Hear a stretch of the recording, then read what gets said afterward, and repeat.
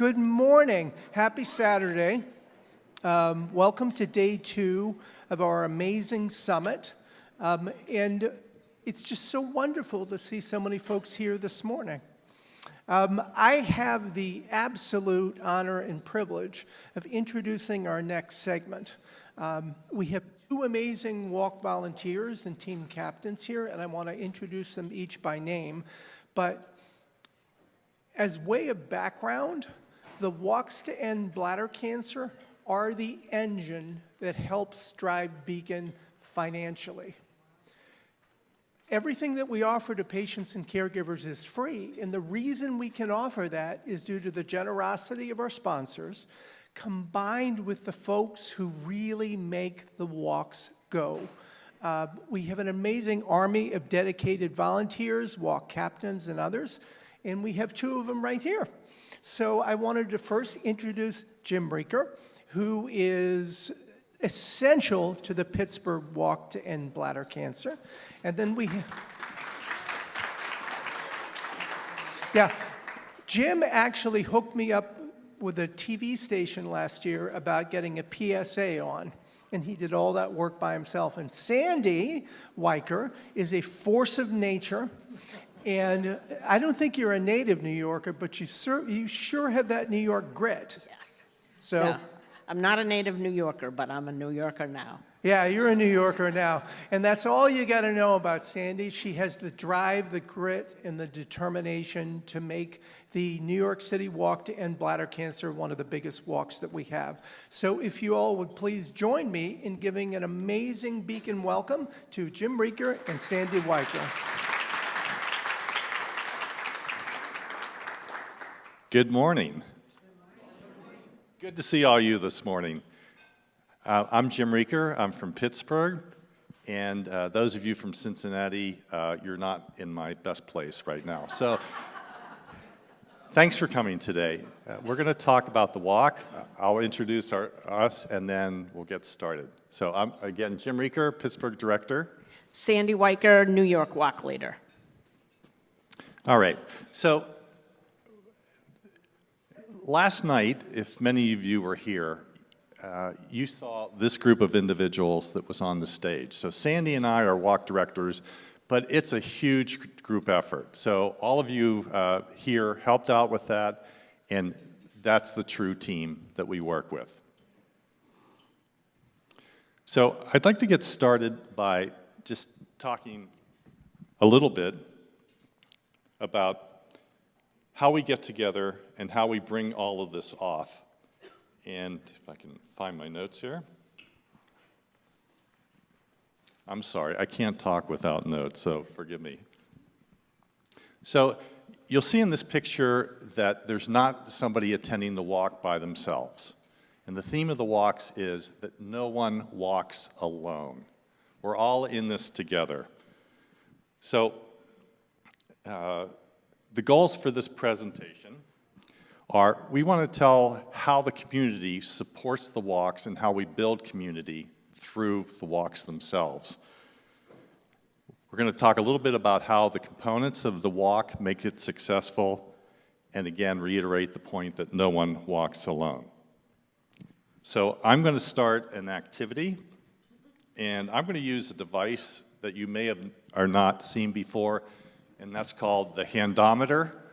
And so I don't have any fancy technical equipment with me, so I'm just going to ask a few questions here. And please raise your hand if it rings true with you or the answer is yes. So my first question is, how many in this room have actually attended a walk, either virtual or in person? Yeah, that's a lot. That's a good group. And I think some of you are here for the first time and are new to our community. So please, if you haven't done so, do it next year. Okay. Second question. How many of you that went to the walk felt more connected to the bladder cancer community after the walk? For me, it's an amazing experience, so that's why I encourage you to go. And the third question is, for those of you who have been here for a while, how would you like to see the synergy between your local healthcare systems provide support for the walk? Just think about that. And those of you who are involved in the walks know what I'm talking about, but you're the boots on the ground. You're the folks that are going to come to the walk, and we want you to help reach into the local healthcare systems and help us out. And how many of you, final question, how many of you belong to a local or virtual support group? Okay. I encourage everyone who hasn't tried that route, please do that, please, reach out. So I want you to keep this question in mind as we go through the rest of the talk. How can we grow participation in the walks? Because walking is awareness. So I'm going to turn this over to Sandy, and she'll talk about New York City. Thank you. So, why do I walk? And, big shout out to Brian Billings, who many of you know, who led the walk for the past 4 or 5 years, and I took over this year. And why do I do that? So a lot of people, they get up and they talk about walks or anything that might have fundraising in it, and they say, oh, I do it to give back. I don't do it to give back. It's all about me. I do it for connection. It is. I'm just being honest. I do it for connection. I do it for support. And I do it to be filled up. That's why I walk, and that's why I lead a walk team. It's the same reason that I come to these patient summits, that I'll go to the BCAN 20th anniversary celebration in a few weeks, and why I participate in BCAN and other support groups. So it's all about me. It fills me up. It gives me a feeling of community and connection. Support, community, connection.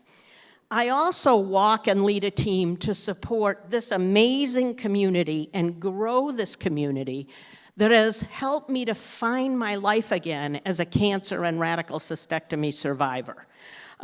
People who I had never met helped me. My first S2S, Karen Godfrey, who many of you know, Karen held my hand and calmed me down. Just people all over. Brian and Lydia from the New York support group who do the walk, they connected me to lots of people, and both of them helped me start the Indiana Pouch support group, and that's my other big support group. Shout out to the Indiana Pouch support group table.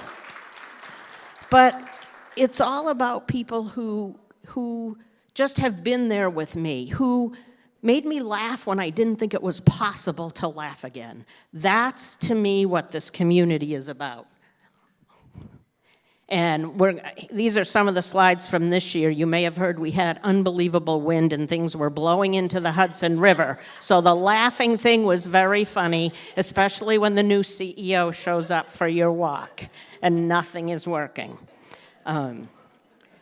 So the walks drive awareness. Did you know about BCAN when you were diagnosed? I sure didn't. I didn't know about BCAN for the first 7 years. Do you know how many people are misdiagnosed, younger men and younger women, or diagnosed late because they're not aware of bladder cancer? These walks raise awareness. We put out the bladder cancer basic signs, and people from the community just walk by them. I mean, it's big ways and small. So the funds raised support better and more research and treatment, which is so critical, and a big shout out to all of our partners in the room who are doing groundbreaking work. And then research for patient-focused initiatives. There is a really cool radical cystectomy decision-making tool coming out of a BCAN Patient-Centered Research Award from a doctor at Memorial Sloan Kettering that is going to be just life-changing when you're at that decision point. That's the things that BCAN supports and these walk funds support. But more than that for me, it's all these things from BCAN that I take for granted. Survivor to Survivor. All the podcasts and the videos. I listen to Mary Dunn's podcast with Rick Bang on the plane about your emotional journey. If you haven't listened to that one, listen to it.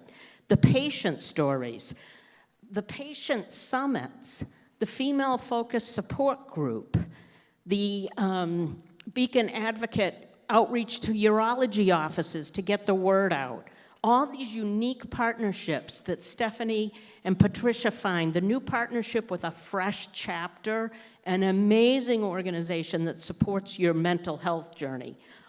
I don't pay for any of those things. I don't know where else I get all this stuff I don't pay for.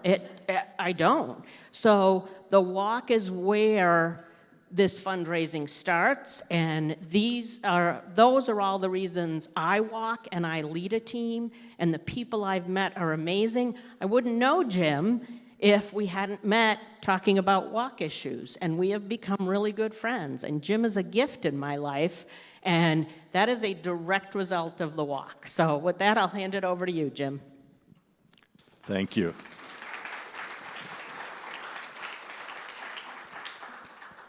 All right, before I get started, there's somebody I have to thank in the audience that helped me so much. All of BCAN reached out and helped me, but I got to thank Jocelyn for all of the help that she gave us. So big hand for Jocelyn. You might know Jocelyn in many roles, but she's also the walk director. Okay. So why do we walk in Pittsburgh? Well, I'll start off with my little story is that I always think I'm the luckiest guy in the world. And maybe some of you out there feel the same way. It's because of my healthcare support team, my family and friends that helped support me throughout the journey, and I just want to join in with them in a common activity. So what better way to illustrate the power of the community around you than to draw strength from them by attending a common event? Because that's where I get my strength, from those people around me. And I hope you're feeling it here, from those that here. So real quick, the major players in Pittsburgh are my support group that I attend once a month, and I'm the only one here, but Sharon is going to join our support group when she gets back to Pittsburgh. And they became essentially my committee for getting the walk done. So if you are interested in the walk, lean on your support group. The healthcare workers that were around me, that took care of me, they turned out because they are very compassionate. Of course, your family and friends. I want to do a shout out for the industry partners too, because they attended the walk. Faring was our local attendee, but they also financially support the walk. And I want to start with a couple stories here. I like stories. We're all part of a story. But John Fetchko and the power of caring. Well, I started to go down the list of people that had registered for the walk. And I came across this name, John Fetchko, and I go, John Fetchko? I went to his wedding 36 years ago. It can't be the same John Fetchko. So what do, right? You go to Google, and you Google John Fetchko. Okay, there are 3 John Fetchkos in Pennsylvania. So then I figured, well, I got to get a hold of this guy, right? I haven't seen him for 36 years. So I look up an email address, and part of the email address is CompuServe, and I go, that's not current. So I said, well, I'll just have to find out at the walk. So lo and behold, I'm talking like I'm talking to you at the walk, and I look out in the audience, and that's John Fetchko, the guy in the SV hat. There he is, and it's the same guy that I knew from 36 years ago. So the story ends with people that knew you throughout your life or haven't seen you for 35 or 36 years care about you. It's the power of caring.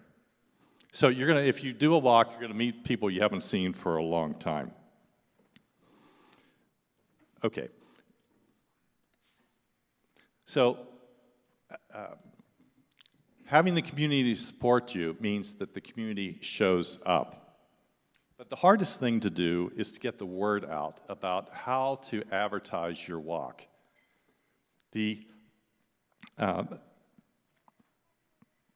people are that start out with the most power are the patients. They're the boots on the ground. They're the ones from which the branches grow for connecting to other people. I used my Facebook page to help advertise. I don't know if Sandy did, but Yep. I'm not a Facebook user. And so that was a little difficult for me, but that did work a little bit. I went to all the media outlets. Mark's story helped me provide me with a media release that I sent to all the news outlets. You look online and you go to all the event calendars that you can find, and you send them something. And I went to doctors' offices with flyers. And not only did I take a flyer about BCAN, I took a flyer about my local support group. And I found out pretty quickly that cold calling is very limited. So what do? You have to make it a personal story. You have to let other people know what your journey is so they can make a connection. And that's why you're all here, to make a connection. So what that turned into is I contacted Trib Live, which nobody in this room will know because they're not from Western Pennsylvania. But this is our online newspaper. And the subject line of my email is very similar to the tagline that you see up there as the head of the story. So this is 2 bladder cancer survivors turn their journey into a lifeline for others. And that got their attention. Not like, oh, there's an event on May 30th, 2026, blah, blah, blah. But what you'll see in the picture is myself, and the handsome gentleman next to me is my so-called ostomy buddy, so a shout out for Bernadette, because she connected me with Bill Russell, that you'll see here, and he's been my mentor along the way. So as Paul Harvey says, now you know the rest of the story. So here's my team. I had the largest team that came to the walk. Last year, the year before this, I had 30-something, and this year I had almost 40 people. And I was so thrilled to have them come there.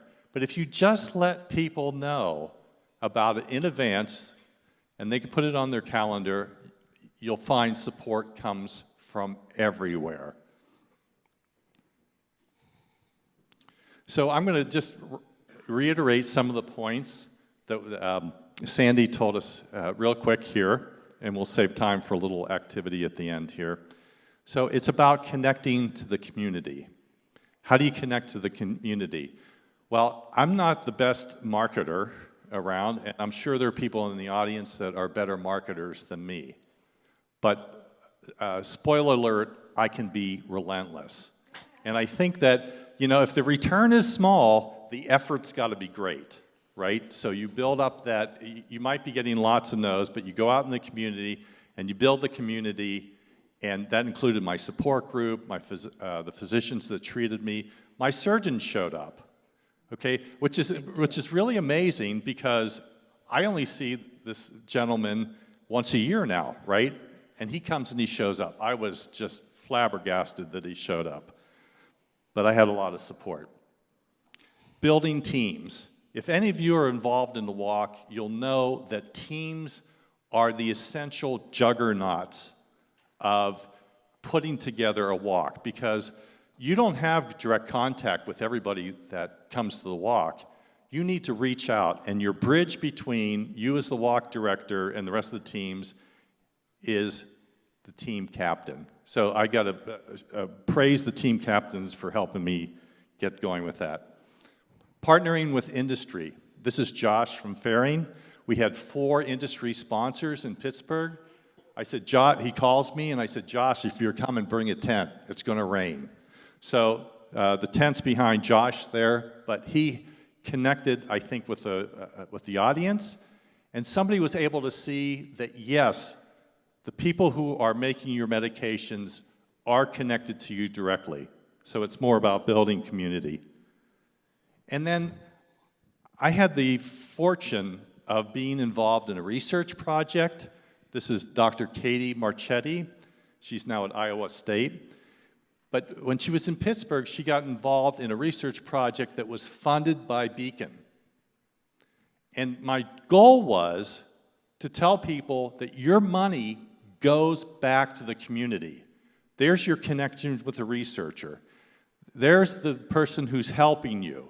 So she brought her family, and we had a wonderful time. And then there's raising awareness. Again, this is the toughest part. So I don't know if any of you heard our walk-up music, but our local rock star is Donnie Iris, and who does the song Aaliyah. So if you're at least as old as me, you might know that song, and I'm an old guy, actually. So I tried to get a hold of Donnie, and I found his publicist, emailed him, did all that stuff, and finally I hear a day before the walk, Donnie's coming. So he had a top 10 hit back in the 90s. So anyway, I didn't want Donnie there. I was afraid to contact Donnie. I said, I didn't want to call him and say, bring your band. I didn't expect him to be an entertainer. I just wanted him to be there because I knew a couple things about him. One is he had told his story of being a bladder cancer survivor. And he had done that on YouTube, and he had done that on the local TV stations. He was getting the word out. It was through the power, grace of his celebrity that helped us. I don't know, maybe next year I'll ask to bring the band, but not there. So it's raising awareness, it's tough. So I'm going to leave you, before we do an activity here, with the message is that no one walks alone. And I think that's on my shirt somewhere. But it's the key message, that no one is alone. And we all know that message, but we need to spread that. And then the other message that we always have to leave for other people is better todays and more tomorrows. So with that, I'm going to hand it back over to Sandy, and we'll do an activity that will involve some microphones. Okay, so I want you to get your notebook out and take a minute and just jot a couple notes on anything you heard from Jim or I that resonated with you, or anything that you, like, when you hear about this, does it fill something you need in your life? How could the walk, joining in a walk, help you? And think about that. Like, okay, you've heard a lot about what the funds do, what the teams do, what it means to be there. So pick a couple notes, and then we've got some microphone. Patrick's got we got some microphones. What resonated with you? And is there somebody who'd like to share what resonated with them? And we'll run a microphone to you. Yes. Ann in the middle.